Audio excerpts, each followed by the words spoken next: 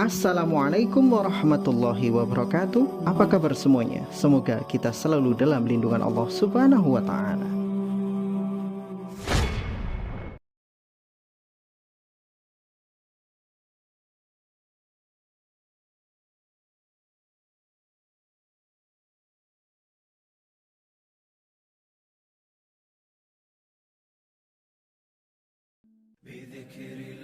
Al-Quranul Karim adalah sebuah kitab yang Allah turunkan kepada Nabi Muhammad SAW. Itu adalah sebuah bukti nyata adanya Tuhan, bukti kebenaran bahwa dunia ini tercipta bukan karena sebuah kebetulan, karena kebetulan di dalam dunia ilmiah itu tidak ada.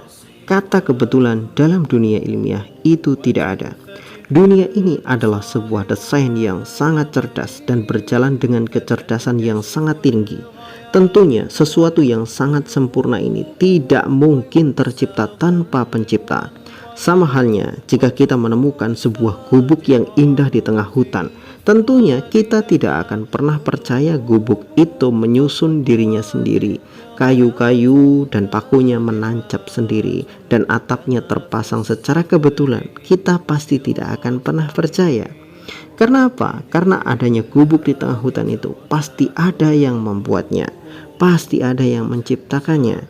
Tentunya dunia kita, alam semesta yang begitu luas, ditopang dengan hukum-hukum fisika dan metafisika.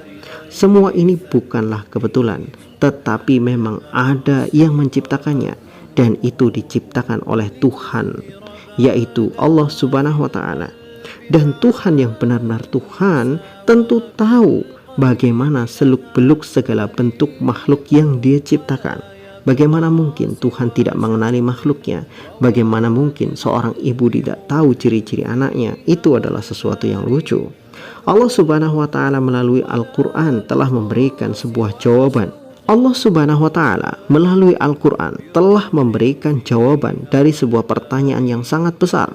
Bagaimana dunia ini bisa tercipta? Para ilmuwan yang katanya kumpulan manusia-manusia pintar di atas muka bumi ini telah meneliti selama ratusan tahun bagaimana awal mula dunia ini tercipta. Dan akhirnya pada pertengahan abad ke-19, ilmuwan menemukan fakta bahwa dunia ini tercipta dari sebuah dentuman besar, sebuah benda yang padat yang disebut sebagai singularitas dengan kepadatan dan kerapatan yang tidak terhingga mengalami sebuah reaksi dan akhirnya mendentum keras. Benda itu yang diyakini hanya sebesar bola, ya kita nggak tahu sebesar bola seperti apa, tapi yang jelas itu sebesar bola. Kemudian benda itu mendentum dalam kekosongan dan ketiadaan.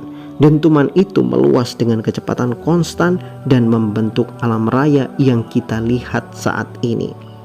Setelah fakta dan sisa-sisa dentuman itu ditemukan oleh para peneliti, maka mereka pun mengambil kesimpulan final bahwa dunia ini berawal dari sebuah dentuman besar, sebuah ledakan besar yang disebut sebagai Big Bang. Dentuman maha dahsyat yang melahirkan dunia ini adalah sesuatu yang tidak mungkin terjadi secara kebetulan. Namun setelah para ilmuwan menemukan asal-usul dari dunia itu, pertanyaan baru muncul dan itu menjadi sebuah misteri bagi mereka. Dari mana asal-usul singularitas benda padat itu berasal? Sains berhenti sampai di sini. Akal sains hanya berhenti sampai di sini. Tidak ada jawaban yang bisa mereka temukan. Menurut mereka, para ilmuwan, segala sesuatu pasti ada asal mula, pasti ada asal usulnya.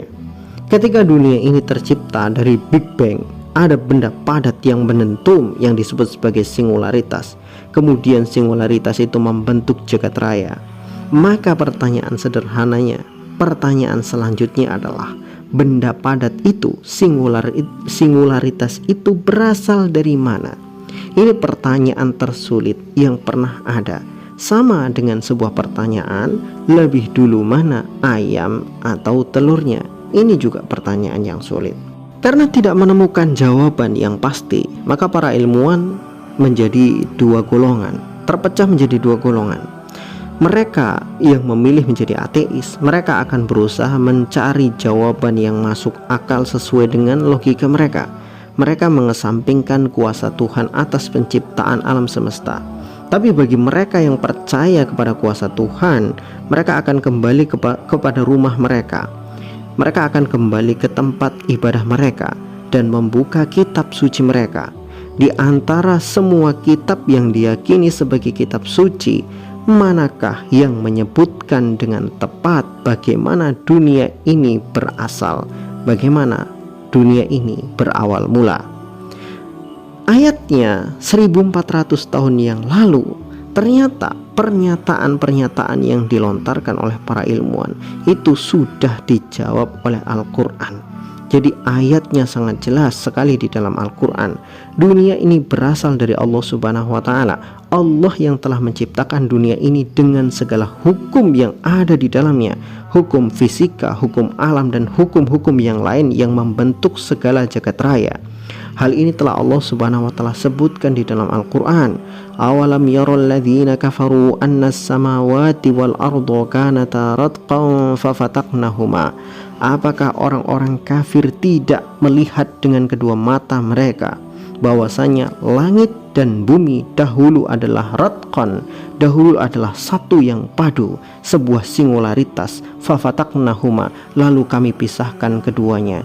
Allah Subhanahu wa Ta'ala menyebutkan bahwa dunia ini dulu berasal dari sebuah benda yang disebut sebagai ratqun, sebuah benda yang sangat padat, sebuah singularitas. Kata ratqun sendiri artinya adalah satu benda yang sangat kuat, satu benda yang padat, satu kesatuan. Jadi langit dan bumi keduanya berasal dari satu kesatuan. Ratqun adalah satu kondisi cikal bakal alam semesta yang berisi materi, energi, ruang, dan waktu di dalam situ. Sebuah benda yang sangat padat, singularitas yang Allah Subhanahu wa Ta'ala ciptakan, dan memang sengaja Allah Subhanahu wa Ta'ala ciptakan. Kalau Allah tidak ciptakan, tentu tidak akan pernah ada benda itu. Ratqun kemudian melakukan satu reaksi, mengalami satu reaksi yang disebut sebagai fatqun. Maka ayatnya mengatakan fafataqnahuma, sebuah proses pemisahan antara materi, energi, ruang, dan waktu. Atau bisa juga disebut sebagai sebuah dentuman agung atau dentuman yang sangat besar, sebuah proses pembentukan alam raya di masa awalnya. Ayat yang pendek ini, awalam yarul ladzina kafaru annas samawati wal arda kanata ratqan fafataqnahuma, memberikan sebuah pesan singkat namun penuh dengan pengetahuan. Sebuah pertanyaan yang bertahun-tahun dilontarkan oleh para ilmuwan ternyata ada di dalam Al-Quran. Bagaimana dunia ini berawal dan bagaimana bibit alam semesta itu tercipta. Bagi mereka yang mampu menggunakan akalnya, mereka akan berkata bahwa Allah Subhanahu wa Ta'ala telah menciptakan semua ini tanpa keraguan, sesuai dengan ayat-ayat yang Allah Subhanahu wa Ta'ala cantumkan di dalam Al-Quran dan telah terbuktikan secara ilmiah oleh para ilmuwan. Maka wajar jika pada akhirnya kita banyak mendengar bahwa ilmuwan-ilmuwan di barat sana yang mereka terkenal cerdas, tiba-tiba mereka memilih menjadi masuk Islam. Atau mungkin sebagian dari mereka menjadi orang-orang yang ateis dan meninggalkan Kristen sebagai agama awal mereka. Kenapa? Karena mereka mulai menggunakan akal mereka, mempelajari kebenaran, menemukan kebenaran yang pada akhirnya bermuara kepada ayat-ayat Al-Quran. Orang-orang yang Allah Subhanahu wa Ta'ala berikan hidayah, mereka menemukan Al-Quran sebagai kebenaran, mereka memeluk Islam, menjadi seorang muslim yang taat kepada Allah Subhanahu wa Ta'ala dan mengkaji lebih dalam tentang ayat-ayat Al-Quran, dan mereka menemukan lebih banyak lagi ayat-ayat yang sangat cocok sekali dengan apa yang ditemukan oleh para ilmuwan. Ayat-ayat ilmiah di dalam Al-Quran yang selama ribuan tahun ayat-ayat itu menjadi misteri, ternyata pada saat ini bisa terbuktikan secara ilmiah. Itulah mengapa Al-Quran menjadi bukti mukjizat dari Allah Subhanahu wa Ta'ala kepada Nabi Muhammad SAW. Pernah kita sampaikan bahwa tongkatnya Nabi Musa alaihissalam menjadi mukjizat pada saat itu disaksikan oleh kaumnya. Saat ini kita hanya mendengarkan ceritanya. Nabi Ibrahim alaihissalam dibakar juga pada saat itu. Beliau dibakar tidak mempan dibakar, ya pada hari itu dan orang-orang yang menyaksikannya adalah kaumnya sendiri. Kita saat ini hanya mendengarkan ceritanya. Kemudian Nabi Isa alaihissalam, beliau mampu menghidupkan orang mati.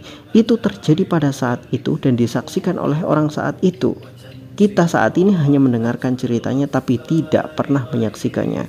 Sedangkan Al-Quran disebut sebagai mukjizat terbesar Nabi Muhammad SAW karena akan terus terbuktikan hingga hari kiamat kelak. Wallahu a'lam bishawab.